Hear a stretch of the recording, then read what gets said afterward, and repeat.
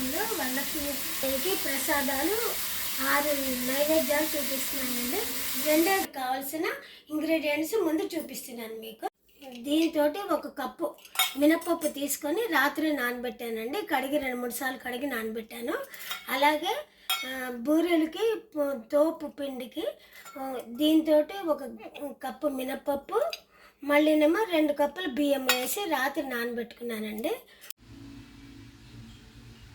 పులిహార పులుసుకి ముందుగానే పొద్దున్న చింతపండు పులుసు నానబెట్టుకున్నానండి. దానికి కావాల్సిన పల్లీలు, మినపప్పు, శనగపప్పు, ఆవాలు, ఎండుమిరపకాయలు, పచ్చిమిరపకాయలు, కరివేపాకు.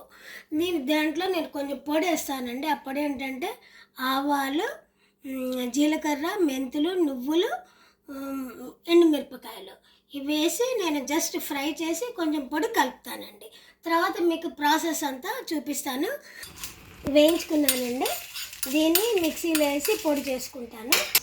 పులిహార పులుసుకి పోపు పెట్టుకుంటున్నానండి. పులుసు ఉడకబడడానికి ఈ మాత్రం నూనె వేయాలండి. నూనె కాగాక మినపప్పు, శనగపప్పు, ఆవాలు, కరివేపాకు, ఎండుమిరపకాయలు, పచ్చిమిరపకాయలు, పల్లీలు. ముందుగా పల్లీలు వేసుకోండి. చింతపండు పులుసు తీసి రెడీ పెట్టుకున్నానండి.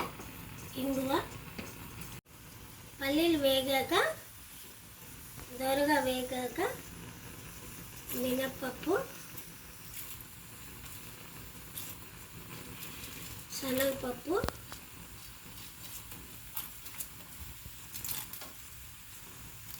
ఆవాలు,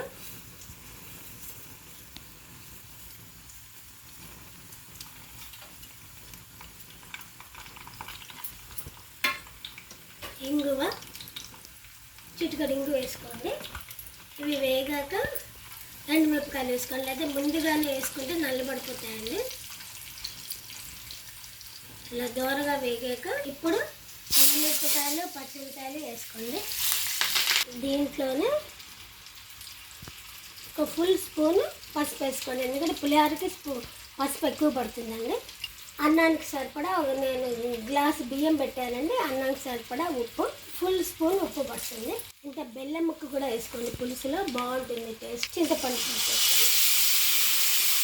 దీనికి అయ్యాక దింపేసి అన్నంలో కలుపుకోవాలండి. ఈ గ్లాస్ తోటి నేను 2 గ్లాసులు బియ్యం వేసి ఇలా అన్నం వండుకున్నానండి. దీంట్లోనే 3 ప్రసాదాలు చేస్తున్నాను. ఒకటి పులిహార, ఒకటి దద్దోజనము, ఒకటి పరవన్నము. 1/2 గ్లాసు ఉడకబెట్టుకున్న పులిహార పులుసు కలుపుకుంటున్నానండి.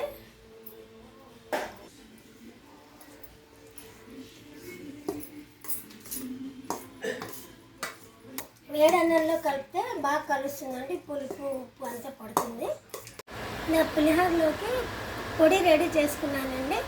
నువ్వులు, జీలకర్ర, ఆవాలు, మెంతులు, ఎండుమిరపకాయలు ఇవి ఇప్పుడు అంతా అయిపోయాక లాస్ట్కి కలుపుకుంటే రుచిగా ఉంటుందండి. అంతే, పులిహోర అయిపోయినట్టు చాలా బాగుంటుంది.